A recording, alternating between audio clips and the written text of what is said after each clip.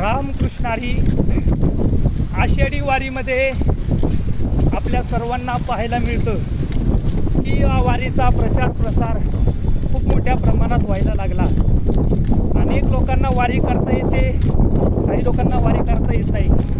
ज्या लोकांना वारी करता येत नाही मग असे लोक, असे भाविक वारीच्या वाटेवर चालणाऱ्या प्रत्येक वारकऱ्याला आपल्याकडून काहीतरी धर्म व्हावा याकरिता अन्नदान करतात, वस्त्रदान करतात, अनेक गोष्टी ज्या वारकऱ्यांना लागतात त्या देत असतात. त्या वाटे त्यांना ते प्रकारचं पुण्य मिळतं. सगळ्यात महत्त्वाचं, या वारीच्या वाटेवर सोशल मीडियाद्वारा अनेक तरुणाई या वारीमध्ये येते.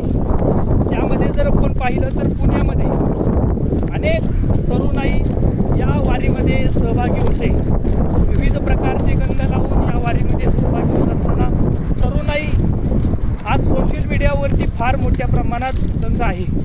म्हणून वारीमध्ये अनेक प्रकारचे यूट्यूब चॅनल असेल, इंस्टाग्राम असेल की ज्या माध्यमातून या वारीचा प्रचार प्रसार प्रत्येक वारकऱ्यापर्यंत, प्रत्येक भाविकापर्यंत व्हावा, जगभर पोचावा.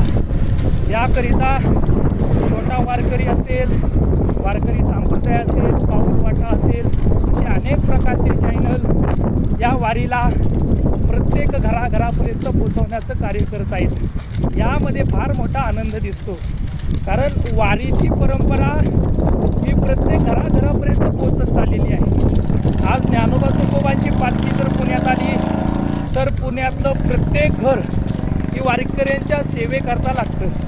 म्हणजे त्यांच्याकडून तो पुण्यधर्म घडतो, त्यांच्याकडून पुण्य घडतं.